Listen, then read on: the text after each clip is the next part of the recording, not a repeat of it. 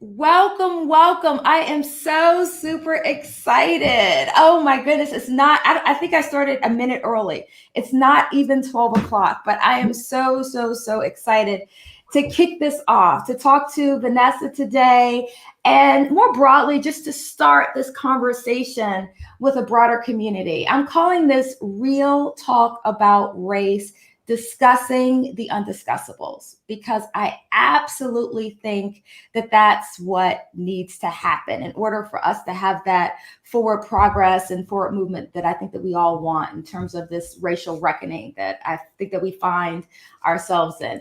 So let me start by just giving a little bit of background, telling a little bit of a story, and this involves Vanessa. I tell her, I blame her for this. She's really the impetus for me even starting this show. But let me just give you a little bit of background, because I think it also will inform in terms of what my goals are for this program. And I think that that's really important to start off with that intention. So on the heels of George Floyd and Amy Cooper and a lot of the race-related events this summer, I, like many people, was really struggling with, how do I help? What do I do?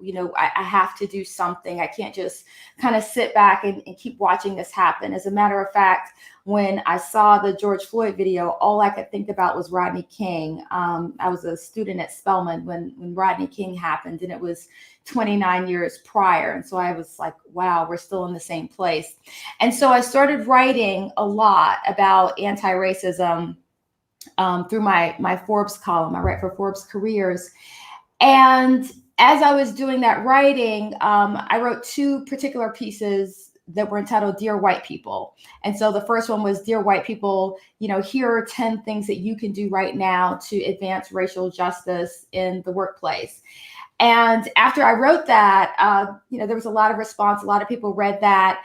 And one of the responses that let me step back before I get to Vanessa. My phone started blowing up a little bit because a lot of my Black friends were calling me saying, well, why are you telling white people to ask us? They don't need to ask us. They need to figure it out like they figure everything else out, And there was a lot of frustration. And I understood that frustration.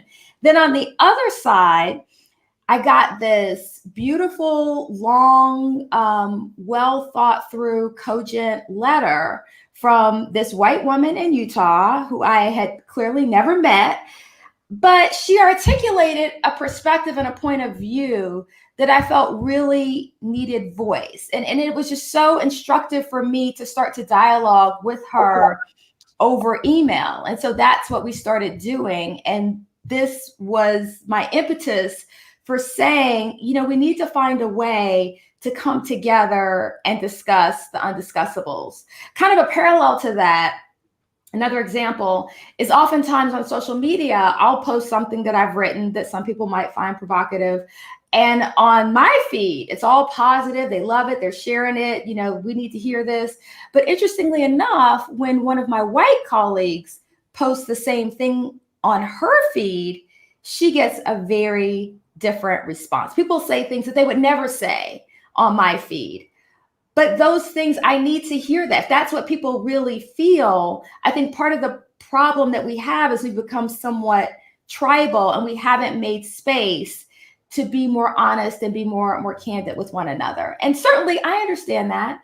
I'll be honest. There are a lot of things when I was in corporate, I probably wouldn't be as honest with some of my white colleagues as I would with some of my Black colleagues, or I wouldn't have the same type of conversation. And I want to be really clear about this as well. I think that it's okay to find spaces and people where you share a commonality, where you can be more comfortable and feel like you can be more of your authentic self.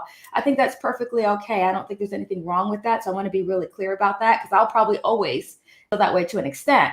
But I think that it needs to be additive. We also need to find a way to be more open and share. And so I'm hoping that this can be a space where people can start to do that. So with that, let me just say one or two other things before we jump into talking to Vanessa in particular. I want this conversation to be very personal, very relaxed. I want it to sound like walking into the break room down the hall, or what you might say to a good friend, you know, when you grab a couple of drinks after work, after a hard day. So I'm purposely not bringing on, at least in the short term, DEI experts and historians and anti-racism scholars. You know, those are wonderful people. I consider myself part of that community. That's very important work. But I want this to be much more casual, accessible, because those aren't the people that you're working with 9 times out of 10. Those aren't the people down the hall from you. Those aren't the people that you're interacting with on a day-to-day basis. I really want you guys to hear from real people. So not that they're not real people, but I think you know what I mean. So I'm going to take a really personal approach, and I'm actually going to interview some of my friends, my family, because I really want to have real talk about race. So with that, I think that's enough intro. I would love to introduce Vanessa Kirkpatrick. I am so thrilled that you could be here today. I'm happy to be here too. And as you said, I started this. So this is a great opportunity, I think, to walk my talk. So thank you, Dana, for doing this. And thank you for doing that, because, you know, you were sitting there, I was going to say nice and toasty, but I guess in Utah, maybe not. What was the summer? So maybe so. With small kids, and you didn't have to take the time. In some ways, I was so impressed that you took the time to write such a long letter. And you had really small kids. I know how that is. So let's just jump right into it. Why did you write me the letter? Why did you feel compelled to write it? And then share with the audience what were some of your points, because I thought you had some great points. Okay, yeah. So I think, you know, this came on the heels of the death of George Floyd.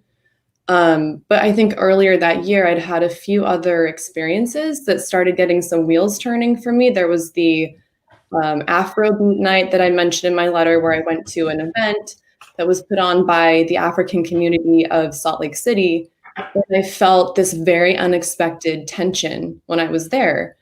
And then fast forward to June, this is when I reached out to you.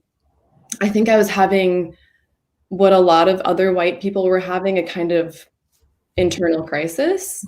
And I felt sort of like I didn't deserve to be having that crisis, because it wasn't, you know, me or my family or my people being targeted. And I felt selfish having this crisis, but it was there just the same. And it was the crisis feeling like you needed to do something and not knowing what to do, or what was the crisis? Just so I think that, I mean, this was the first time that I had encountered the concept of racism being something that could be internalized in me, and that I didn't know it or didn't know how to recognize it.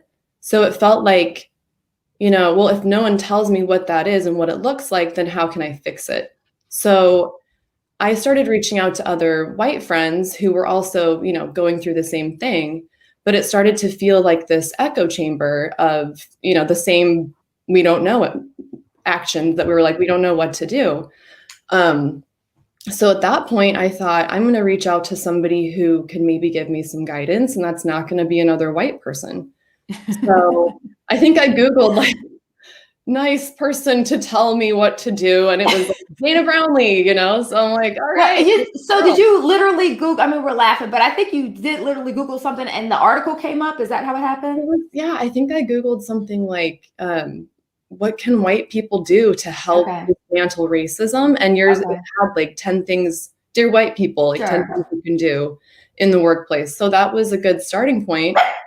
And then you mentioned, and this is in the letter that I wrote you, that you understood what it would be like. You said, were I a white person, I doubt I would know how to respond or what to do. So I offered this list of 10 actions white people can take. And it was in the context of the workplace, but it was still helpful to promote racial justice. So you became my go-to person. Yeah, and that's pretty bold. I mean, is that just your personality? I mean, No, this was like, this was super vulnerable. Like the letter I wrote you was very, I never thought it would see the light of day. I never thought you would even respond or read it, but it was more something I needed to kind of get off my chest. And I thought, you know, if she does write back, that'll be awesome. So when you did, I was thrilled, you know?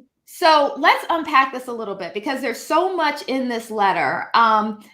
Just explain to the audience about when you went to that African event. Explain why you went, who you went with, what your goals were, and how you felt afterwards. Okay, so my aunt, I'm going to name her Julia. She invited me to this event, but she's very much kind of embedded in the African community, Latinx community in Salt Lake City. So for her, this was like, she was among friends. And I wasn't doing anything that weekend. So she's like, hey, come to this Afrobeat event. It'll be really fun. And she was there with a date who also happened to be Black, but he wasn't part of the African community. So it was like, for him, he even said he felt kind of out of place. Mm-hmm. But so we go into the event, and in Salt Lake City, like, I don't think I've ever been the only white person in any situation in Salt Lake. I've maybe been in a situation in other places, but never there. Sure. And leading up to it, I never had any moment of apprehension. I was never thinking, well, that's going to be weird and I'm going to feel out of place. I thought, well, this will be cool. This is an awesome event. So were you just going because your aunt invited you and it seemed cool and, you know, and it was of interest, or were you going there specifically with some sort of heightened intention saying, I need to try to get to know Black people better? I had no intention whatsoever other than just having fun and having a good night, as if someone had said, let's go salsa dancing. Like, that's what it seemed like to me, was like, cool, like that'll be fun. But I had this moment when I went in the front door where the man who was taking tickets and putting bracelets on, I noticed that at least it felt to me like he was trying not to touch my arm when he was putting the bracelet on, and he was like almost struggling to do it. And I had this like thing come over me where I was like, my God, like, I've never been touched by a Black person. And that sounds so weird to say. And it was a weird thought to have, but that's what came over me. I was like, he's trying not to touch me. I feel awkward. What is this? And that was what kind of gave me chills when I read your letter. When she said, this was a 30-something-year-old white woman who, even though we're mentioning Salt Lake City, she's culture. I mean, not that Salt Lake City's not culture, but she's lived many other places. She's lived in more diverse places. She's lived in Paris. She went to NYU, I believe. So she's lived in very multicultural environments. Yeah. But when she said that she realized that she had literally never been touched by a Black person until that moment, that was earth-shattering for me, because in a way I kind of felt like, well, maybe this is one of the reasons why we can't, if we're that separate, that literally you can live 35 years of your life and never even, we don't even talk about having a Black friend, which later on she went on to say she's never had a Black friend, but just you physically have never been touched by a Black person. I was like, wow. So thank you for sharing that. So what happened later? What transpired later? So, I mean, inside the event, I discovered, well, I knew this. I was like the worst dancer there. I was trying to get involved and do the thing. And I was like, hey, this is super awkward on its own. But I noticed too that, there was this mix of people who were overwhelmingly welcoming and, I think, curious about why I was there and wanted to show me how to dance, wanted to show me the food, because they had a bunch of food from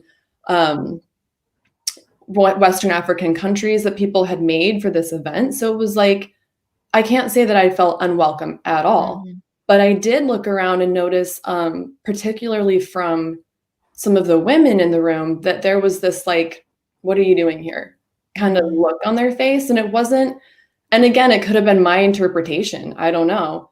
But I felt like, even among the people who were very welcoming to me, that I was like an invasive species and I shouldn't be there, which surprised me.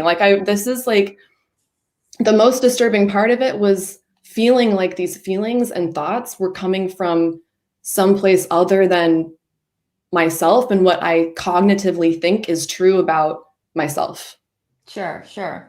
And so thank you for sharing that. And obviously, we don't know, the people, Black people are certainly not monolithic, just like white people aren't monolithic. So there could have been a lot of things that came into play there. But I feel like it's pretty safe to say that if we extrapolate and maybe take it one step higher, it's representative of the struggle that you feel like you've had since then in terms of trying to figure out, do you do something? Do you not do something? Or how do you do it? And we just hear this over and over and over, that there's so many allies and white people who they want to do something, but they're not sure how to do it, or they're afraid of doing it wrong. So could you now maybe speak to that a little bit in terms of where you feel, what you feel your struggle is in terms of how to be an effective ally? And with that, are there some questions or challenges or issues that you feel, based on yourself and talking to your friends and family, white people may have, but they may not feel comfortable voicing? Yeah, so I think I've given that a ton of thought, especially since you and I have started this conversation, and as I've been trying to self-educate and read as much as I can about it. And I think it comes down to, this is a term that Robin DiAngelo uses in her last chapter of her book, White Fragility. She talks about racial stamina. And for me, that's like, I think it all comes back to that. So for example, like talking to family about it can feel like, I did this the other day, actually, in anticipation of this call. I brought it up when we were together, and I was nervous to bring it up, even though I feel like I can talk about anything with my family. But I thought, I had this moment of like, is that going to be an impolite thing to talk about? Are people going to get uncomfortable? Are they going to think I'm being divisive? But I was surprised that almost every single person kind of got excited about like, oh, we're going to talk about this. And each person had a story to share that was kind of similar to my Afrobeat night, where it was like, yeah, I was in this situation and this thing happened, and it surprised me because I had this reaction. So I think that what was, just for clarity, what was the similarity?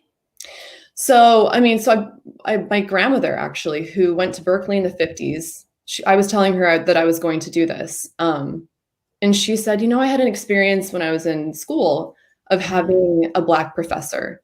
And she said, I distinctly remember feeling surprised that a Black person would be teaching me.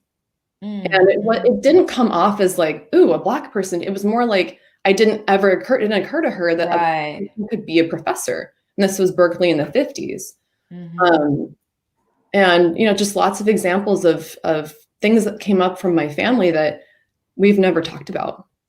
And that is such a perfect example of the bias that is so deeply embedded. And this is the quandary, this is the problem. This is the reason why so many people don't recognize racism or racist views, is because we're still thinking like racism 1.0. We're thinking, or racism 2.0. I like to say, kind of like, 1800s, 1900s was like racism 1.0. And then, around the time of civil rights, Jim Crow being over, that's racism 2.0. But now we're kind of in racism 3.0, where it's not socially acceptable to call someone the N-word or to string people up and lynch, all that. So we're not there. That's not how racism is going to show up. For most of us, it shows up through racialized bias, through the fact that, just like that joke about the doctor and the guy when they have the car accident, and how could he, what happened, and the doctor was the mother. It's like we're conditioned that when somebody says doctor or judge or lawyer or leader, we tend to think of white men. We tend not to think of women as much, and we certainly don't tend to think of Black women. And so that's what makes it so insidious, is it's deeply embedded in our brains, and that then impacts how we view the world. It impacts the decisions that we make. A perfect example that I like to use is, we've all probably had the experience when you pull out of your driveway. Like for me, I can turn, left or right.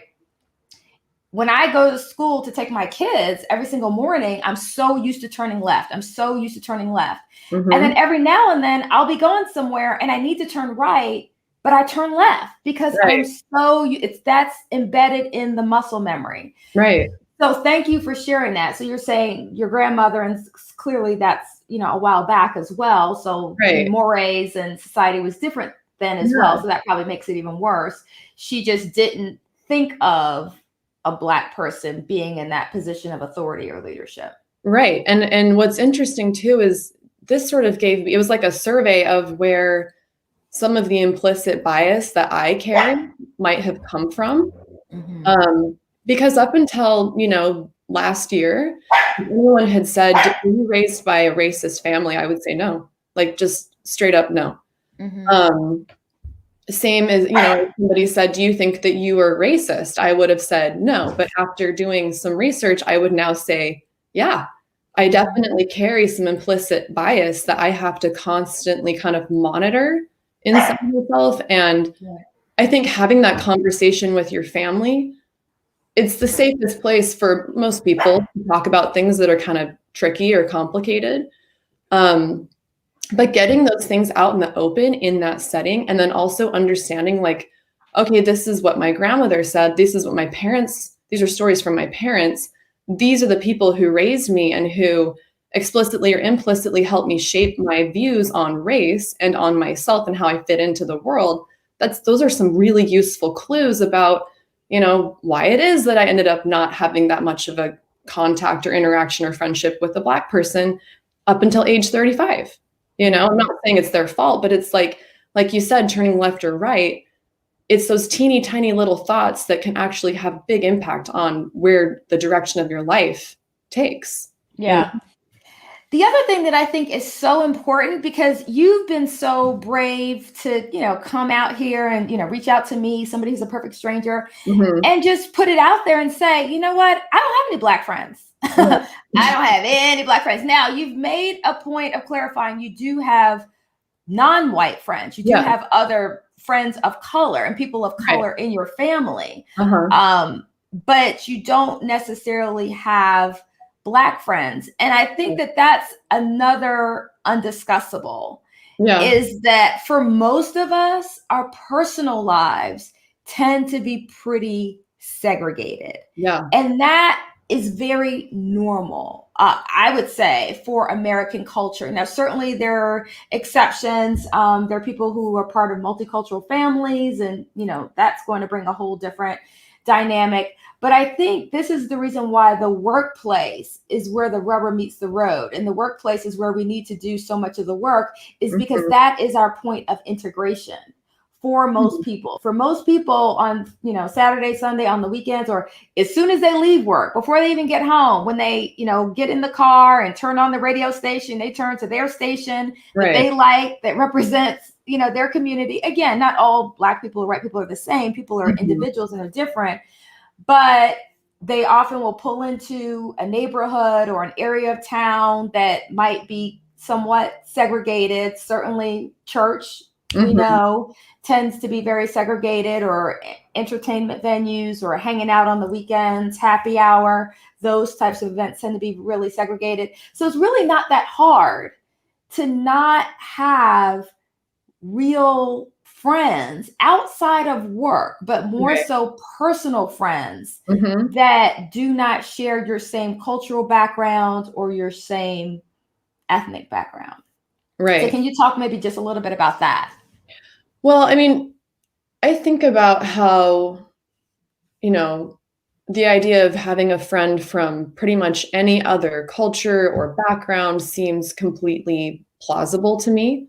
But there is this like atypical divide between me, I feel like, or a lot of white people, and having an organic friendship come up with another Black woman. And in your response to my first email, I remember you mentioning like, don't try to create some contrived situation where you make friends with someone, because that is obviously weird, and you wouldn't recommend that, and of course not. But you said, try to just talk to someone in your kid's class who might be Black. And I'm thinking they're all white. Like at that time, like that was so funny to me, because I live in Atlanta. And were you still in Utah at the time? Yeah, I was. Yeah. And that just shows you difference in perspective. I mean, I live in Atlanta, which is a much more multicultural city. And I was like, hey, yeah, just talk to at soccer games or, parents at your kid's school. Find somebody that you have something in common with already. You have a natural point of commonality, and then use that as a springboard to try to explore and see if there's a potential for a friendship. And so then she responded, she was like, but they're all white. They're all white. Black people. Yeah. And so, I mean, hopefully that will change when, my kids start school again in the fall here in Berkeley, because it's a lot more diverse than it is in Salt Lake City. But, I think about what you say about the workplace, and that is obviously a place where people are kind of forced to commingle. And that's a great place to start in terms of saying like, all right, we're sharing space, we're working together, we're sharing ideas. This Black person might be the boss, and some people who are the underlings who are white might have a hard time taking direction from that. And that's all a great, place to kind of break down some of these issues. But I also think at some point, and maybe it's idealistic, I would like for it to go beyond that and have it be more of a choice that we want to hang out and we want to relate, even if initially it's difficult. But from one of our last conversations, I think you mentioned something like, white people are over-programmed on the weekend, or that's a stereotype that you saw on Blackish. I think. Yeah. Which is that there are cultural differences. That I think that there are cultural differences because when my kids, sorry, the dog. I just noticed cultural differences. And at first I thought it was just me, because I was noticing that a lot of the white parents in the classroom, they were doing play dates. And honestly, I didn't even understand the concept of a play date, because I felt like, well, they're in school. Yeah. So they're playing at school. So we're supposed to coordinate additional events on our downtime so they can play more. I'm like, explain this. Yeah, you're like this is a foreign concept. And it's hard sometimes to talk about things because, I don't want to stereotype and I don't want to overgeneralize because I'm sure there are exceptions. I'm sure there are Black people who might be listening to me who might disagree with, what I have to say. And I want to hear from you. So please let us know. But it's funny because I just felt like it was the weirdest thing. And I was talking to my husband about it, and they just were coordinating so many things on the weekends. And, usually on the weekends, I want to relax, and my kids want to relax. Yeah. But I just felt like, and it wasn't just one white family. It was like several white families were kind of making a lot of requests. And I'm not on Facebook. I'm very inactive on Facebook. But this was years ago. So I just happened to be on Facebook, and there's like a Black moms group on there. And she had the exact same concern. And so she would say, are y'all experiencing this? Are people asking your kids to do all kind of stuff? And then I saw an episode of Blackish where they basically talked about the exact same thing. So, I know I'm not crazy. And there are cultural differences, but that doesn't mean we can't build good, authentic friendships. Yeah. Well, and that's a good question. That's something I'm still trying to think of is like, what would that look like? And in what scenario could that possibly happen? And at the same time, did that start happening after George Floyd, that suddenly all these invitations? No, this was you mean before? About my kids, like asking to pick up my kids and stuff? No, that was years ago. I think I just noticed a cultural difference. And I think that's one of the reasons why, we do have distinct cultures, and there's nothing wrong with that. And I think that's a great thing. One of the people that I want to bring on is my former boss, and he happens to be white, and he and I had a great relationship. He was an awesome ally, and we could just talk so openly. Like, I literally remember we worked for a Fortune 100 well-known company, and I remember one time coming back after Thanksgiving, and we were both talking about like what we ate and like what we did over Thanksgiving break. And so he was telling me stuff he ate, and I was like, we don't eat that. Like, this is what we eat. And so it was sharing. It wasn't taboo. But there were differences, clearly. Right. Okay. But I think that was a great example where we had that point of commonality. He was a work friend that became a real friend. And I think that certainly that can happen with you or with anybody. But I do think that one of the things we don't talk about is the fact that we do lead such segregated lives for the most part on a personal level, and even in the workplace, because Right. I haven't been in the traditional corporate scene for a while because I have my own company, but when I was there, I remember being in different organizations, and when you got in an organization, one of the first things you did was find your people. Like we would seek out the Black people. I remember when my mother became one of the first full professors at a major university, and they were just integrating. She said some of her best friends were the maintenance people. Some of her best friends were the people doing the landscaping, because those were the only other Black people who were there. Right. But she still bonded. There was still a point of connection, a point of commonality. Now, in addition to that, she became good friends with some of the other professors who were white. So it's not to say, clearly that we can't. That's the whole reason why I'm doing this. Right. But I do think that culture draw and that racial draw is strong because there's a point of commonality. There's a sense of understanding. And I think that can be very healthy as well. Right. Yeah. So with that, I would love for you to share. Because I know that a lot of us, we said discuss the undiscussables. I don't want to put you on the spot too much, but is there something, but I will anyway. Is there something that you feel like Black people misunderstand about what white people think on this topic, or how they might be struggling, or something along those lines? Is there something, again, we're trying to discuss some of these undiscussables to open up the lines of communication to reach better understanding? I mean, I think for me, and I'll speak for myself and from some of the people that I've had these conversations with, other white people, that there is a lot of just like this sense of eggshells now. I've heard that from a lot of white people, and you and I talked about this, where it feels like, the post Me Too movement, where we had all these men saying things like, well, I just won't talk to women at work because I just don't want to say the wrong thing. And I won't even, I won't have them on my team. So there's no danger of any harassment coming up. But that's sort of an extreme example. But I do hear from people that, like a friend of mine the other day said that she was at the park and there was a Black mom with her 2 Black children, and they weren't wearing masks. And she didn't want to say, can you put a mask on, because they were Black, and she didn't want to have anything come up that could seem, Karen Cooper-ish. So she didn't say anything, but then she's like, well, but am I inherently racist because I didn't say anything because she was Black?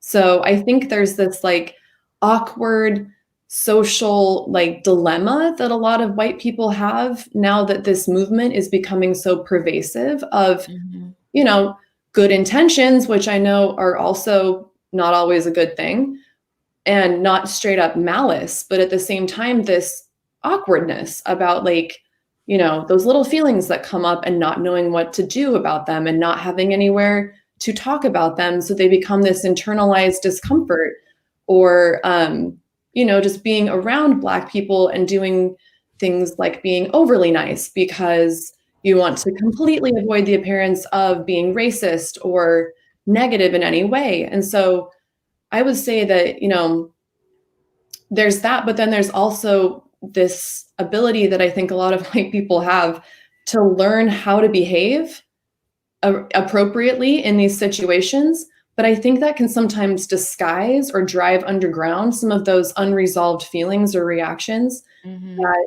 do need to be talked about, mostly amongst white people. I would say they need to kind of work that out for themselves. Not everyone's lucky enough to have a Dana Brownlee, but I feel like that's something that I personally struggle with, and that I hear a lot from other, progressive-minded white people who would consider themselves to be allies, but who still have this sort of awkward internal dilemma that comes up often.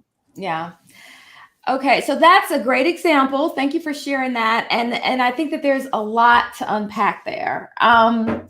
So what I would love to do is talk about it on a more macro level. Because even though you're focused from a white perspective, I can even hear the same argument from a Black perspective. Like oftentimes my frustration is getting Black people to speak up.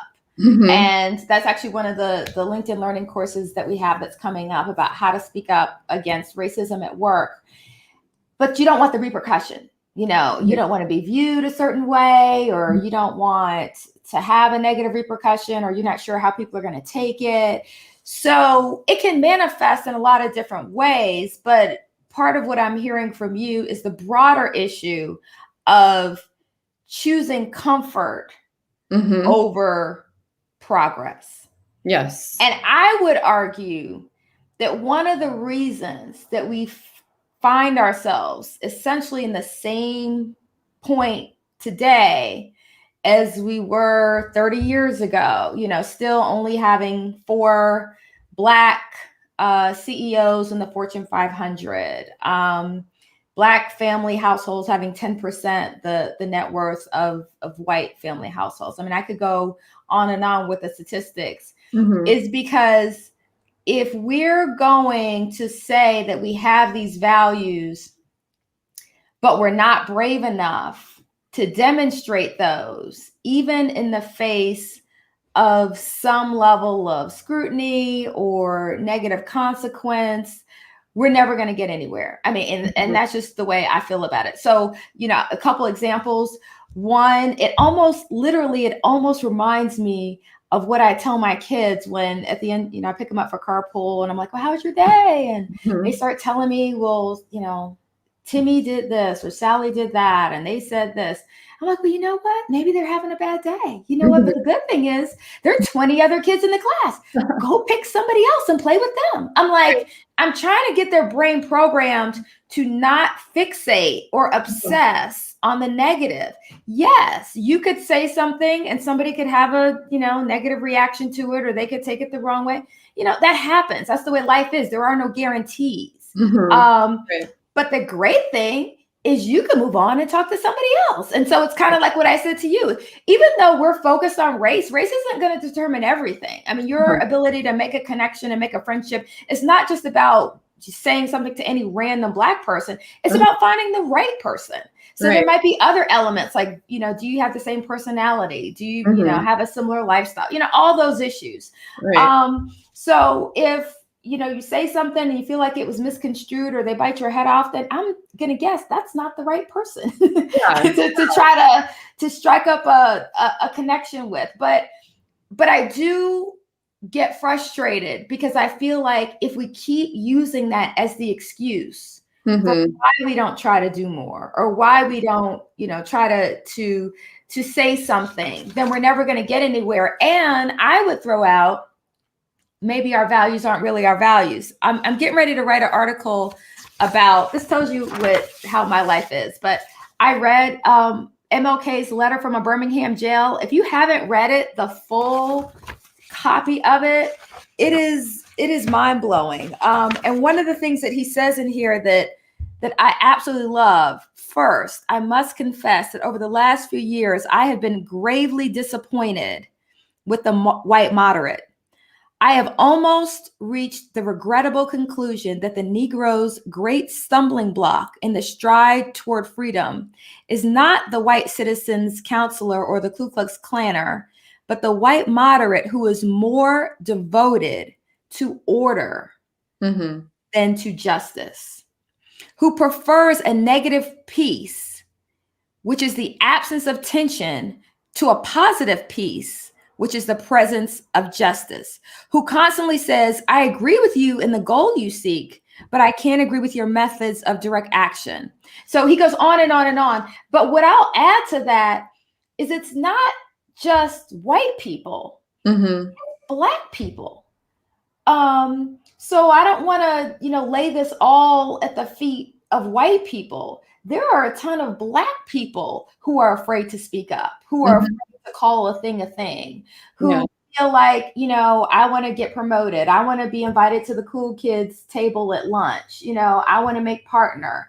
When I think about, this is another article I want to write. when I think about the sacrifice that they made in the Montgomery bus boycott, that boycott lasted for more than a year. Wow. They walked for more than a year because their values mattered, because they were fighting for something. I probably couldn't get the Black people on my block to give up Netflix for a weekend. I mean, and that's just the truth. And I'm going to put myself, I don't want to sound like I'm preaching to everybody else. I'm going to put myself in that category. I have to hold the mirror up to myself and say, what have I sacrificed? You know, what have I done? There have been many meetings. Now, I will say there are many meetings when I have spoken up. So I can do that.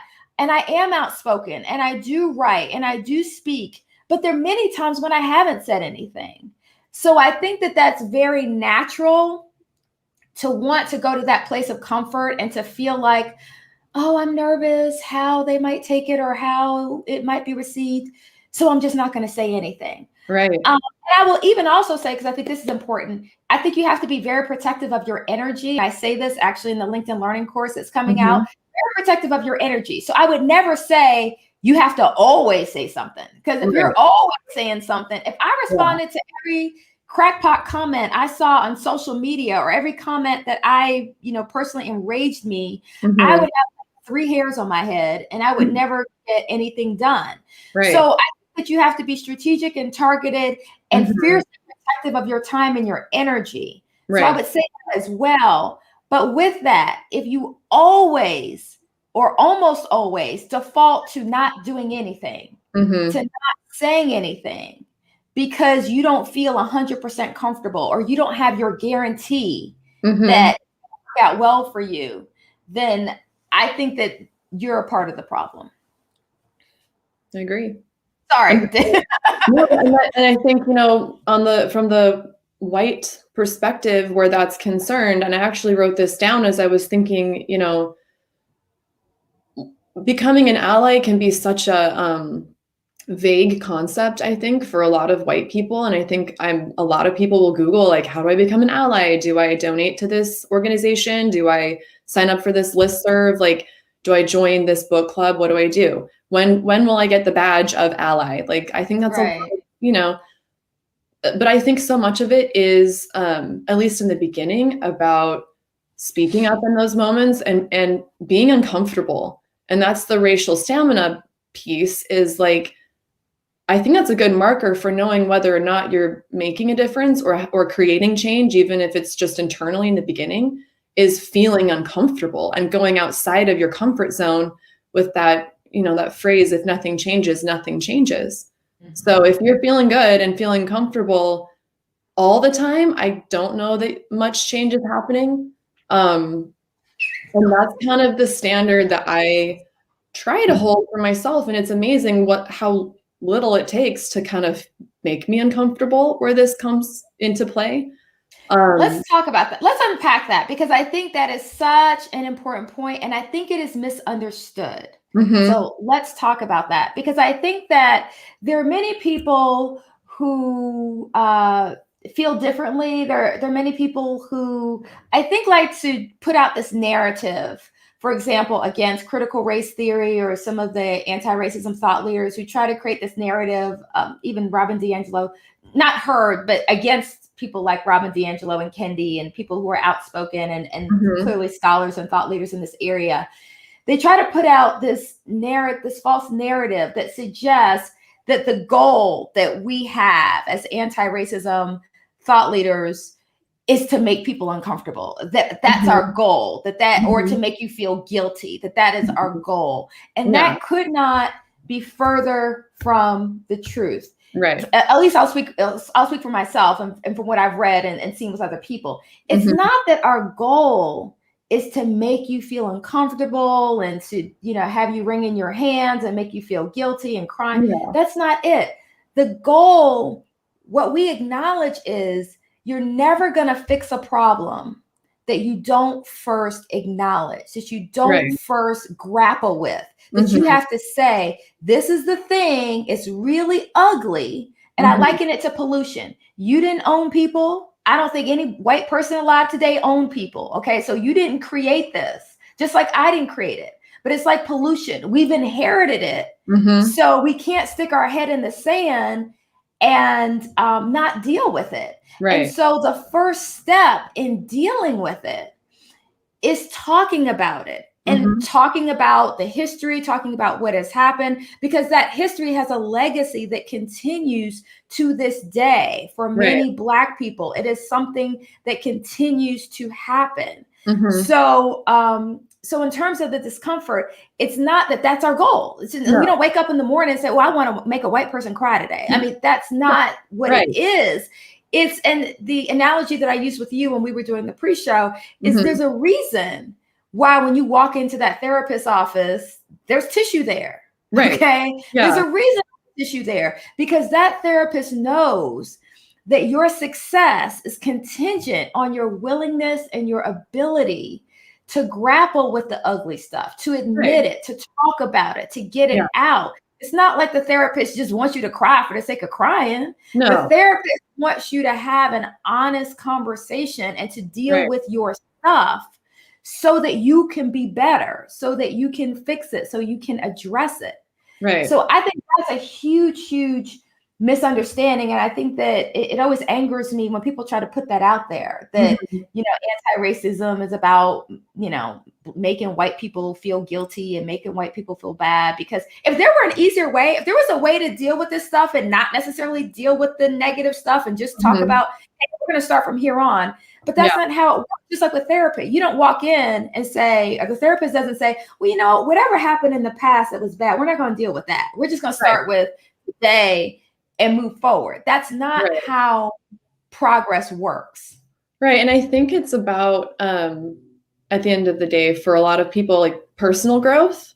And that's never, maybe not never, but that's often uncomfortable because you're challenging things that you've, you know, held close to heart for so long. And sometimes those are false beliefs that keep you comfortable and safe. And so to have those things looked at in a way that means you might have to let go of them or replace them with a different truth or reality, that is uncomfortable. It's not that it's the intention of, you know, the anti-racist movement, or the only way to become an ally is to be constantly disturbed and guilty and, you know, uncomfortable. But I think that anytime you try something new that kind of sets you outside of the norm, just the fact that it's so different and a complex, you know, issue can be uncomfortable just all by itself. So I think some people will approach that or encounter that and shy away from it because, you know, most of us don't want to be uncomfortable. And I think part of the white privilege thing too is that it is possible to go your entire life and not think about any of this and not read any of these books or talk about this to anyone or bring it up in any circle of your life. And that's shying away from this personal growth, and it's definitely adding to the problem. But I think that that's, you know, particularly now when everyone's kind of dissociating from their realities because things are harder than they used to be, it becomes even more difficult to want to do that work. Right, you know? right. And I think that in the workplace, we have to be clear about what our values are, and we need to ensure that our environment reflects those values. And at a certain point, yes, would it be ideal if every decision was unanimous and everyone felt wonderful about every decision that's made in the organization? Yes. But is that realistic? No. And I think that a great example of this, the fact that sometimes you need to just put a line in the sand and say, hey, no, this is what we represent. This is how we're going to, these are the values that we embrace, and we're going to be unapologetic about living our values. And then if some people, some individuals who aren't there have to catch up, then they just have to catch up. And that's just the reality. But we're going to keep our North Star on being anti-racist, being inclusive, and embracing equity. Great example of that is the Cheerios ad. I don't know how many of you remember the Cheerios ad, but do you remember I don't know if we talked about, I can't remember if we talked about this, but the Cheerios ad came out and it showed the interracial family and people exploded. I mean, there was, so much outrage and there were all these stories about it, but I guess it was so groundbreaking to see a white mom and a black dad and a child of both parents. And there was just such uproar. Mm-hmm. And that was in 2013. Wow. That wasn't in 1913. That wasn't in 1813. That was in 2013. Now think about how much advertising has changed. Think about the lightning speed in terms of the advertising ecosystem from a racial perspective. Mm-hmm. Now, every time you turn on the television, it's a multiracial fail. I mean, Right. that's like super, super common. Yeah. So that to me is such a, because now when I look at that, and I remember living through it, I remember when, it happened, it was, such a big deal. And if you're curious, just Google Cheerios commercial, interracial, and it'll come up and you can watch it. Now it's hard for us to even imagine that something like that would be so offensive. You can look at a lot of the LGBT issues as well. I mean, there are things now that are on television that we couldn't have even imagined being on television 10 years ago. But what happened was those companies decided, they had a backbone, and they said, no, this is where we're going. This is what we're doing. There's nothing wrong with this ad. This is who we are. We're unapologetic about it. And guess what? People are going to have to catch up. Right. And I promise you, there are people who hated that ad then. There are people who probably hate that ad now, but they push society forward. Right. And so that really has a huge impact in terms of, advancing or maturing society from an equity perspective. And I think that's huge. Absolutely. And I think it's not about making more people comfortable. It's not about making them uncomfortable. But I think to what you're saying is that it's about setting the bar, and some people will rise to that occasion and some people won't. But it's not a reason to stay back because you might make people uncomfortable, And I think that, Cheerios ads has the power to kind of push things forward by making people uncomfortable. I think it's a good thing. Yes. And I tell you what, we can, we've got tons of comments. Why am I you could tell I've not done this before. So lots of comments. Thank you, Vanessa Black. Thank you, Karen. So people are enjoying the conversation and just agreeing that, we have to get comfortable with the discomfort. If you feel like it's a struggle for you, and let me just be honest, it's a struggle for me as well.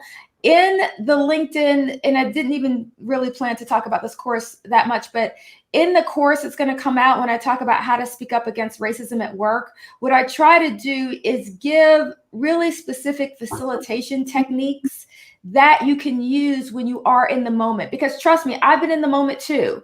One of the techniques, for example, is turning your statement into a question. So maybe instead of saying, hey, we don't have any Black people on the panel, on the speaker panel, why is that? We need to have more Black people. Flipping it into a question to say, well, gosh, I know we're all really committed to anti-racism and diversity and equity. I'm just kind of noticing that we don't have a Black person represented on the panel. Is that something we're comfortable with, or what are you guys' thoughts on that? What do you think about that? I personally have found that to be a great technique. In fact, I say in the course, it's kind of like double Dutch. Like, I don't know if you ever did double Dutch, but I was horrible at double Dutch because I could never figure out how to get in. It's like, I felt like once I got in, I'd be okay, but I could never figure out how to get in. And so for me, that's a great kind of soft way to throw it out there. And then you don't necessarily have to own the conversation, but a lot of it is just getting it out there so that so that you can start to address some of these undiscussables.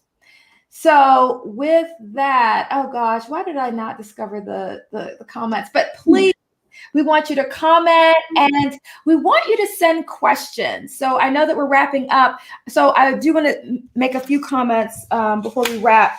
Please send me your questions. I want to know what you want to talk about. I want to know what your undiscussables are, because those are the things that we need to talk about. And I've got so many more analogies. I've got so much more information to share with you guys. So I'm hoping that you're enjoying it. Thank you for coming, Barbara. And thank you, Emma. You're so right. Normalizing these conversations is exactly what we have to do. We have to make it normal. We have to make it okay. I mean, how else are we going to move forward? And then we aren't at fault for our brains making those patterns. Yes. Where is my blind spot book? I need to get my book right here.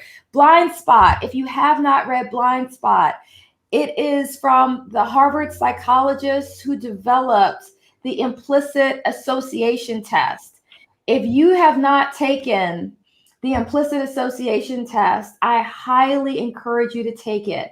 But more than that, I encourage you to read that book, Blind Spot, because it explains to you the psychology behind it. Just like I gave that example about if you're so used to turning left, like me taking my kids to school, but I need to go to Publix. And so I turn left, but I should have turned right. But my brain is just so used to turning left that it's on autopilot.